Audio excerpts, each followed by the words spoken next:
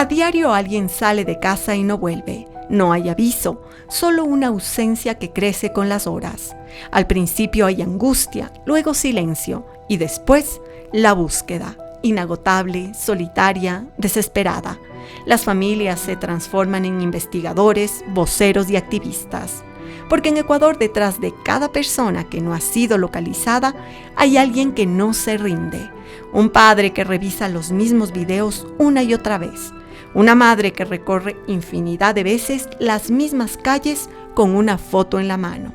Ellos no cargan solo con el dolor de no encontrar a los suyos. Además, enfrentan a un sistema muchas veces indolente y un camino lleno de trabas en su lucha por saber qué pasó con sus desaparecidos. Estas son las últimas imágenes de Josué Villarruel. Lo muestran caminando solo por una calle del sur de Quito, la noche del 15 de diciembre de 2021. A las 21:05, una cámara de seguridad lo capta por última vez.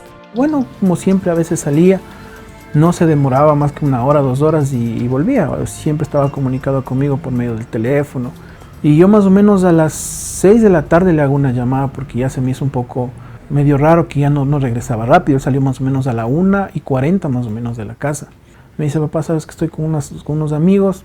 ¿Y qué sucede? Que yo llego a las 7 de la noche y no aparecía. Entonces le mandé mensajes, ya no me respondía, entonces yo comencé a llamar por teléfono y no obtenía respuesta. Me fui a fiscalía a poner la denuncia, me dijeron que vaya con ese documento, vaya a DINASED. Pero nunca se contactó la gente. Entonces el otro día tuve que nuevamente ir a insistir y en ese momento le dije, no, yo necesito que me den un agente, pero ya.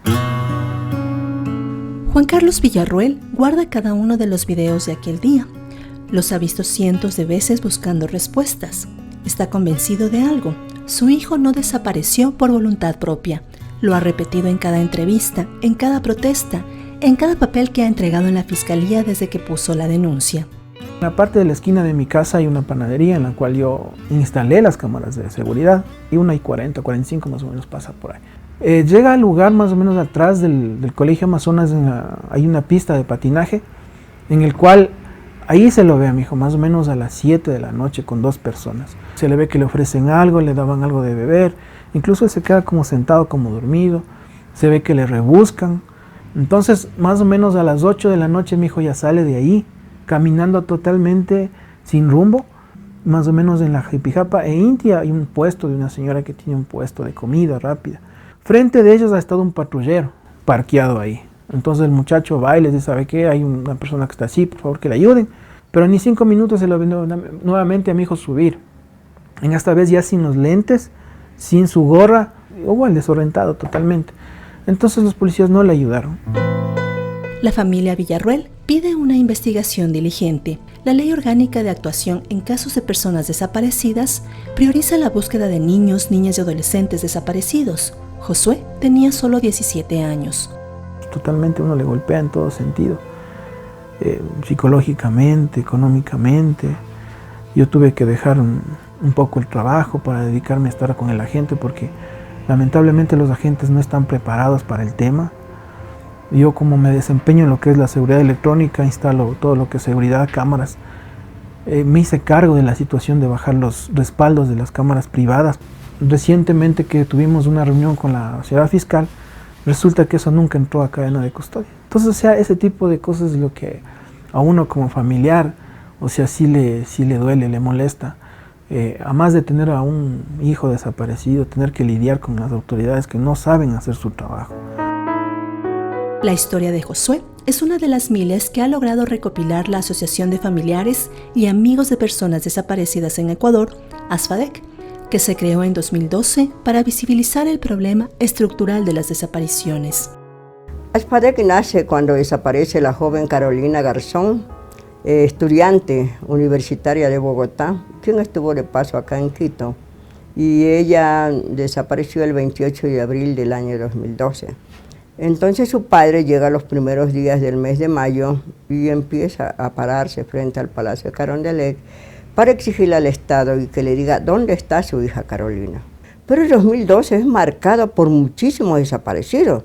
Empezamos a organizarnos, 2, 3, 4, hasta que ahora ya somos bastantes familiares. Nosotros nos organizamos para que se encuentren a los nuestros, pero resulta que ni siquiera los nuestros se han podido localizar. Desde entonces, ASPADEC se convirtió en una red de resistencia. Ha presionado por leyes, visibilizado casos, exigido justicia. En esta mesa hay muchos rostros de desaparecidos. Algunos han sido difundidos en redes sociales, pero otros ni siquiera se conocen. ¿Cuáles son sus historias? Aquí tenemos el caso de ella, de Yusbeli Leal Carrizo. Ella es venezolana. Van al Perú, pero se va ella no sola, sino que lleva a su hijita Guadalupe Torres Leal, la otra vuelta Isabela Torres y su sobrinita, que en ese tiempo era una adolescente. Dice su madre que ella le vieron en Huaquillas hasta el 17 de diciembre del año 2023 cuando conversaron con ella, porque le habían dicho que querían regresar ya a Venezuela. Las marchas, los plantones y la constancia de las familias lograron cambios. La desaparición involuntaria fue tipificada como delito entre 2018 y 2019, y en 2020 se aprobó una ley específica para estos casos. Sin embargo, en la práctica, los problemas persisten. Hay una falta total de capacitación, tanto en los fiscales como en los agentes investigadores, de cómo tratar a las familias, de cómo tratar a víctimas, porque realmente sufren muchísimo, ¿no?, el maltrato institucional. Las diligencias tardan meses en hacerse cuando ya se pierden los indicios, o muchas veces se solicitan y nunca se hacen. Entonces es un trabajo constante y muchas familias bajan un poco los brazos, se cansan de tener que exigirle estas respuestas al Estado, cuando es el Estado quien tiene que dárselas sin necesidad de que haya una exigencia detrás. Y claro, el cambio de fiscales es un poco una burla para los familiares, ¿no? Porque un fiscal se tarda cerca de un año muchas veces en revisar todo el expediente y resulta que cuando acaba de leer el expediente le cambian.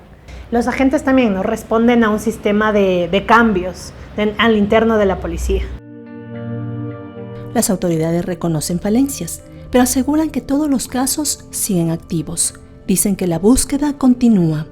No dejamos en indefensión a los familiares. Lo que nosotros hemos hecho son formas en las cuales se entrega en una forma programada toda la investigación del investigador saliente al investigador entrante para que las víctimas indirectas tengan un periodo corto de espera, pero pueda dinamizarse inmediatamente la investigación. En la Fiscalía es lo mismo. En la Fiscalía existen unidades especializadas de desaparecidos, pero no están en todo el país. En ciudades pequeñas trabajamos con multicompetentes, que atienden lo mismo tránsito, penal, civil y varias cosas más. Al hacer una investigación criminal tenemos que llevarnos con medicina legal, tenemos que utilizar a peritos, tenemos que tener las autorizaciones pertinentes. Muchas veces la información tiene que ser pedida al extranjero y hay plazos y términos. Y ahí es donde tenemos estas demoras y no la incomprensión, sino ese sentimiento de que tal vez no estamos haciendo lo necesario por parte de las víctimas indirectas. Pero la investigación está trabajando, se sigue haciendo, pero tenemos que cumplir con esos términos de ley. En Ecuador, la desaparición de personas es una tragedia persistente. Entre 1947 y 2019, el Estado registró 1.392 personas desaparecidas. Y las cifras siguen en aumento. En 2020 hubo 227 casos, en 2021 360. En 2022 el año cerró con 594 personas desaparecidas, en 2023 730. En 2024 las denuncias de desapariciones llegaron a 6.875. El 88% regresó a su hogar. 838 aún se siguen buscando. En las últimas 7 décadas se desconoce el paradero de 4.141 personas. Desde el 2020 hasta la actualidad, y más la suma anterior, ¿no?, que no es una cifra oficial, sino más bien una investigación desde sociedad civil, son más de 4.000 los casos que no se sabe qué ha sucedido. Quizás en relación a la población del Ecuador es mínima, pero son familias que hay detrás. Además, es una realidad que los casos de desaparición en niños, niñas y adolescentes han aumentado muchísimo. Para el año 2023, el 40% de los desaparecidos eran niños y adolescentes. Es una cifra altísima. Y nosotros contamos con la alerta Emilia, que es la alerta de difusión para casos de desaparición de niños y adolescentes. Sin embargo, al tener criterios tan específicos para activarse, limitan también el poder acceder a estos mecanismos existentes para localizar a personas desaparecidas. Y hay un nuevo dato que preocupa. El Ministerio del Interior incorporó por primera vez una nueva categoría: desapariciones relacionadas con mafias, pandillas y grupos delictivos organizados. En esa estadística hay 79 casos, la mayoría hombres jóvenes entre 18 y 35 años. Hasta el 2020, antes de pandemia, el promedio de personas reportadas como desaparecidas anual era de 10.000. Más o menos 5.000 a 6.000 adultos y entre 4.000 y 5.000 menores año a año. Sí, el año pasado tuvimos un decremento de cerca del 21% de personas reportadas como desaparecidas. Pero claro, a la par de esto sí está apareciendo nuevas modalidades. Hemos podido identificar en lugares donde la violencia está muy alta, como es la franja costanera y todo, en donde hay muchas personas que son reportadas como desaparecidas, pero que realmente fueron víctimas de algún tipo de delito relacionado con las organizaciones criminales. Además, el Comité Permanente de Derechos Humanos de Guayaquil ha documentado 33 detenciones forzadas cometidas por patrullas militares en 2024 en el marco del conflicto armado interno. Entonces, gracias a también, lamentablemente, al caso de los 4 niños que fueron desaparecidos forzadamente en Guayaquil, es que muchas familias se animaron a denunciar y a contar que en sus casos también existió un video de la detención por parte de fuerzas del orden o militares o policías, y sus familiares no habían regresado. Y entonces ahí es que se hace evidente que no solo son desapariciones involuntarias, sino también forzadas, y el número ha ido en aumento. La Fiscalía de INAPEN, el Ministerio del Interior y ASFADEC manejan cifras distintas, lo que dificulta dimensionar el verdadero rostro de esta problemática a nivel nacional. Pueden existir casos en los cuales entre el proceso de la toma de denuncia en fiscalía y el trámite para que sea delegado a nosotros para la investigación, aparezca la persona. Puede ser que aparezca con vida, aparezca sin vida, por un tema accidental, por un tema delictual, pero esas investigaciones no nos llegan a nosotros para ya comenzar con un proceso de investigación policial.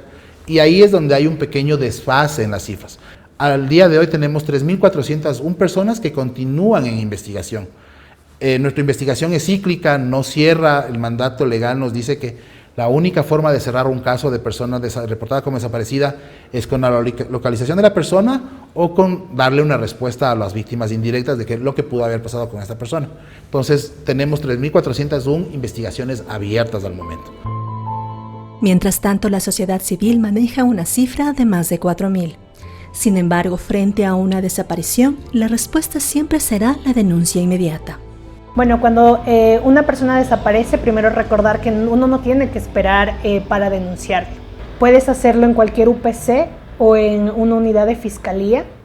En caso de que sea feriado, o un día festivo, puedes denunciarlo en una unidad de flagrancia.